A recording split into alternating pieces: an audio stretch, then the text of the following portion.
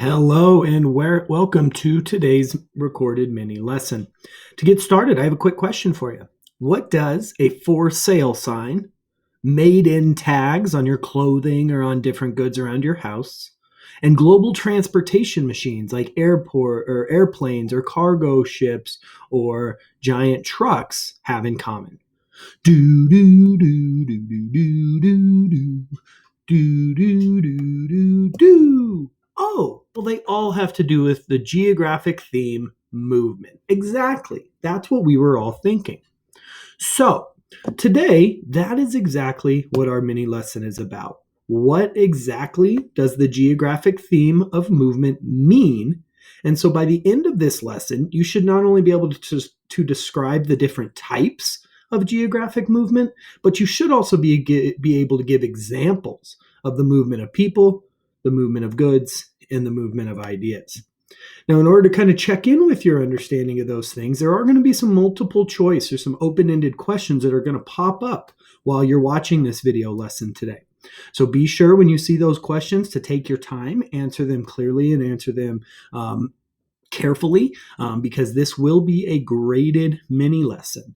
And those multiple choice questions and open-ended questions are the way for me as the teacher to check in. So please make sure that you're doing your best on those questions. Now, a great starting point here is to just look at what exactly is the definition of movement. So geographic movement is the study of how goods and materials, people, and ideas move around the globe. So that's a really simple and basic kind of definition point to start at, but let's go a little bit deeper. I would like to give you a heads up about a couple of vocab terms that you're going to want to keep your eyes peeled for.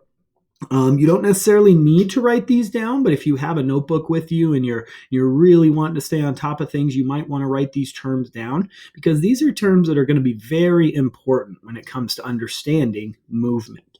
So keep an eye out for push and pull factors, immigrants, refugees, imports and exports, and the term origin. Those are some pretty important terms to keep an eye out for. Now, we're going to get started with the first and kind of the most simple type of geographic movement, and that is the movement of people. Now, when we think about the movement of people, two simple things come to mind right off the bat. What do people use to get around in a particular place or area? So another way to put that is, what are their transportation needs? So do most people ride the railroads? Do they drive or fly in a lot of planes? Are there a lot of highways and traffic nearby? Is it a place that maybe uses trucks? Or is it a place that maybe uses camels and snow machines, right?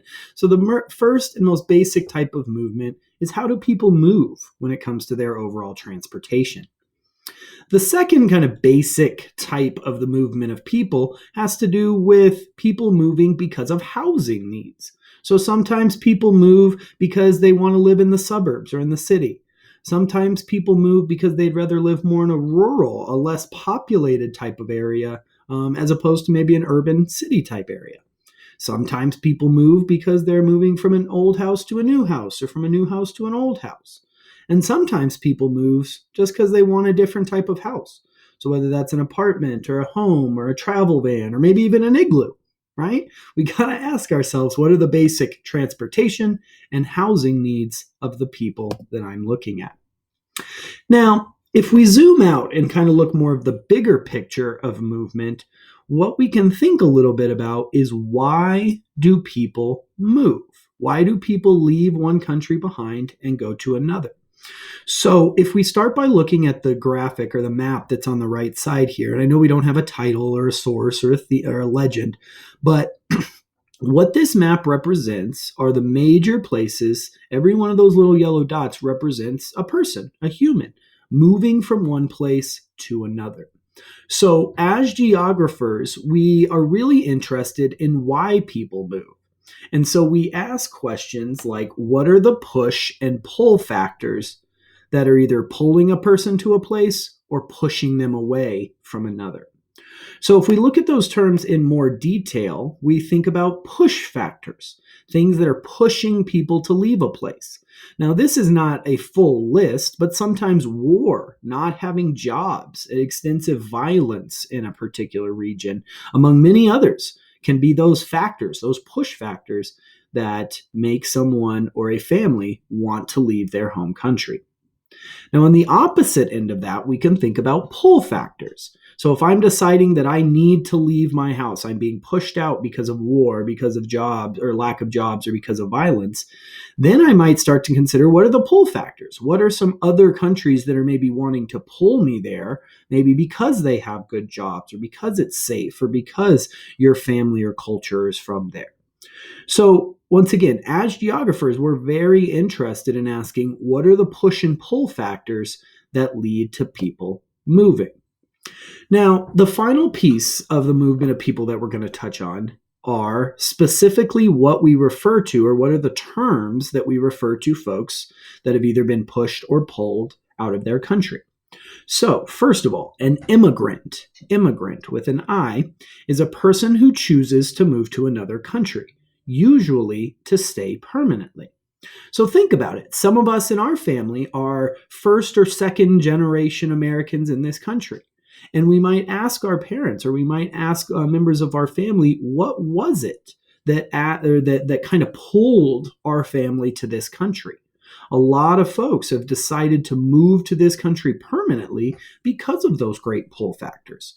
Maybe it's a land of opportunity, a land of freedom, a land of religious opportunity, a land of economic and job opportunity. So we think a lot about the way that those pull factors might encourage immigrants to come to this country.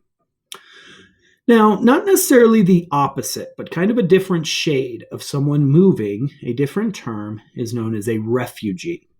And where we just saw with immigrants that there's kind of this choice involved, people are choosing to move to another country. When we're talking about refugees, we're talking about person or persons who are forced to leave their home due to threat or violence. So we see just a major difference here. An immigrant having the choice to move to one country or another, whereas refugees are often forced to leave their homeland because of those push factors. So these are two very important groups of people and just terms to understand when it comes to the movement of people in the world. Now, as geographers, we are not only interested in the movement of humans, the movement of people. We're also very interested in looking at the movement of goods and materials around the world. So when we think about the movement of goods and materials, it's interesting because this is a huge, huge part of our life, and sometimes we don't even think about it. So these can be the everyday items that we use, or the materials that we never even think about that are maybe in our cell phones or our video games, or even in our computers right now. So two very important terms to understand when it comes to the movement of goods and materials are the terms exports, which are goods and materials shipped out of a country. If you look at the prefix there, ex, right, like exit. So they are exiting the country and going to another. Imports are the opposite of that. Imports are the goods and materials that are brought into a country from the other or from another. So if we think about our country, the United States, items that we make in the United States and then send to another country are exports. Whereas the things that are made in different countries and then brought into the United States are known as imports. Now, this global trade of goods and materials, the United States trading with China, China trading with the United States trading with Canada and Mexico, like this huge network of trade of good and materials has a huge impact on our economy by impacting jobs, manufacturing, and transportation. So if we, for example, look over here on the left side of our screen, we see a great thematic map from the census.gov data. And what it tells us is this is the biggest export from every state in 2017. Now, as we just learned, exports are things that are starting or created here in the United States and then shipped to other countries. So let's, for example, look at Colorado here.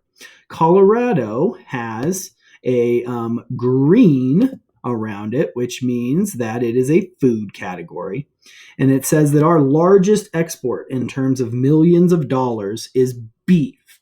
Beef. We export over $512 million worth of beef in the year 2017.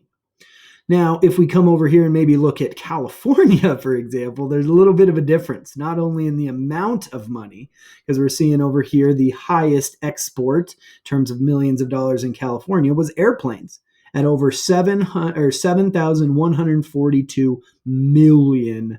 So we're talking about a huge amount of money here. And as you work your way around the United States, you see that there are varying amounts of money and that there are also different types or categories that we see up here.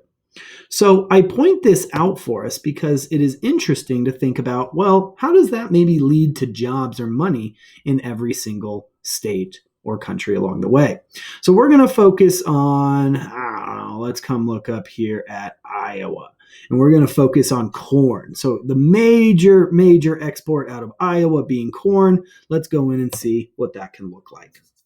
So there's a corn farmer in Iowa. He's working hard. He and she's working hard. They have produced all of this corn, had a great harvest season. So not only are they making some money when they sell all that corn to the factory, but then all these people working on the lines now have jobs. So they can go through and they can peel and prepare all of that corn.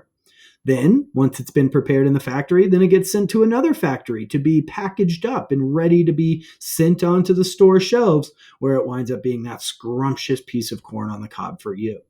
And it's important to realize that every step along the way means that there are jobs being created for Americans to help package, to help produce, and to help ship and sell those goods and materials.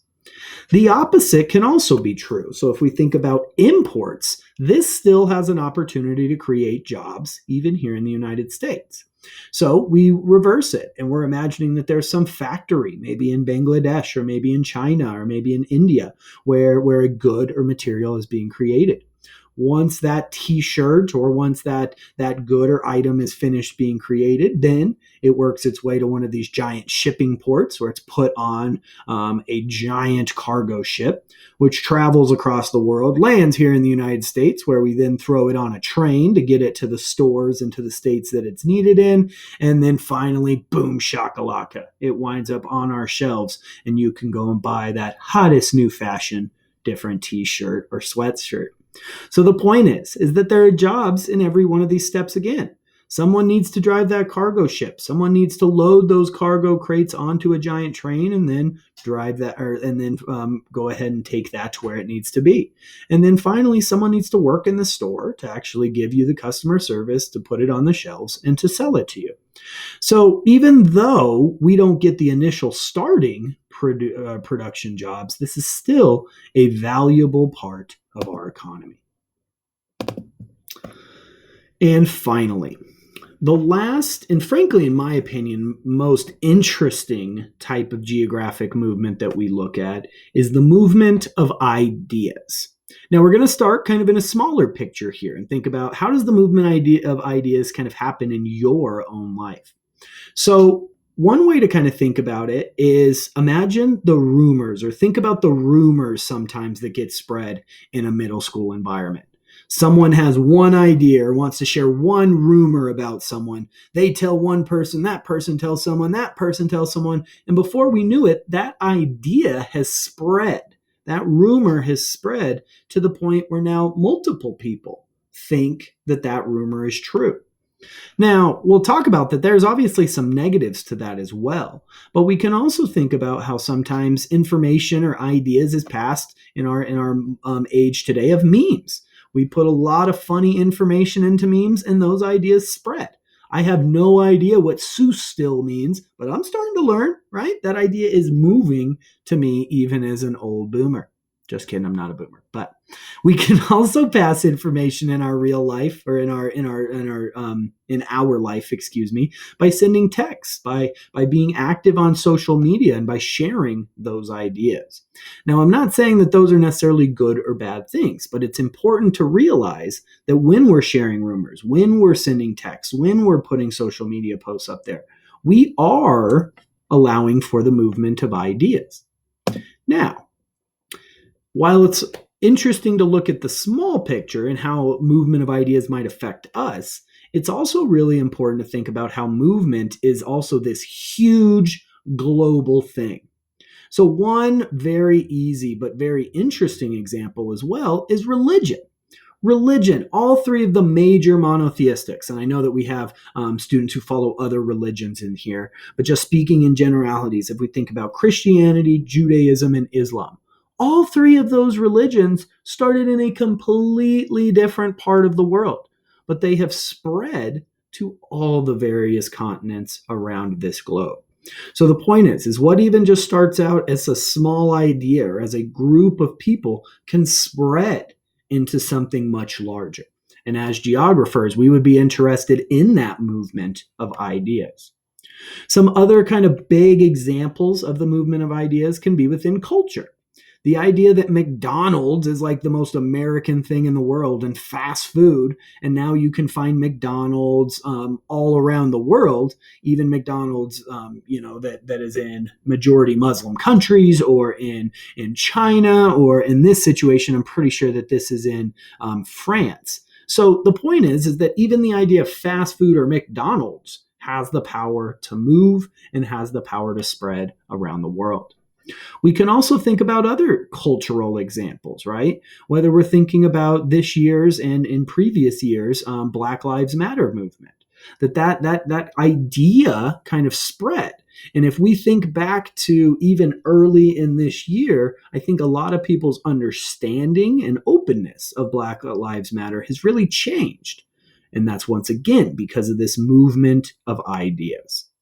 Now, there are many, many other ways that we can think about the movement of ideas, and I'd like to leave you with one that's not necessarily always the most positive note. Because while the movement of ideas is great, and it can bring religion to people all around the world, and it can help increase our awareness of our impact on this planet, or it can even make us great food like Panda Express, there can also be kind of a downside to the movement of ideas. And what I would like to share or bring up is the picture at the bottom left here, one of the first major atomic bombs that was used. Now, our country succeeded in understanding and innovating that technology, and we are still, to this day, the only country that has used this massive, devastating weapon. But let me share something. The idea or the technology of that innovation is now shared and around the world. There are numerous countries that possess that exact same technology and innovation. Now, whether or not that makes our world a safer or better place is up to you to decide. But what's important to think about is even something like that, an idea or technology, is something that as geographers, we're interested in understanding how did that idea move. Lastly, I would like to leave you with one final example and something to think about when you're thinking of the movement of ideas. And what I'm pointing out here is that you can ask yourself an interesting question. What is the origin of blank? So for myself, I wanted to come up with an example, and it was, how did skiing start like this and become this? What was the origin of skiing? So I did some research and kind of looked into that some of the earliest forms or some of the first representations of skiing had to do more with trying to hunt during the winter. And then it eventually, fast forward 1,000 years or whatever the case is, now we have men and women just flying at like 80 miles an hour so they can jump and glide for hundreds of feet. Right? So what I'm pointing out here is the origin is the place or point where something begins. So I would really encourage you, and in the week that's coming, I will ask you to think into and pick a topic to go look into what's the origin of that thing. Where did it come from, or where did it begin? So thank you very much for your time and for your work. I appreciate it. And I hope now that you feel like you can describe the different types of movement, the movement of goods, the movement of people, and the movement of ideas, as well as give an example or two of it. Thank you so much for your time. Have a great rest of your day.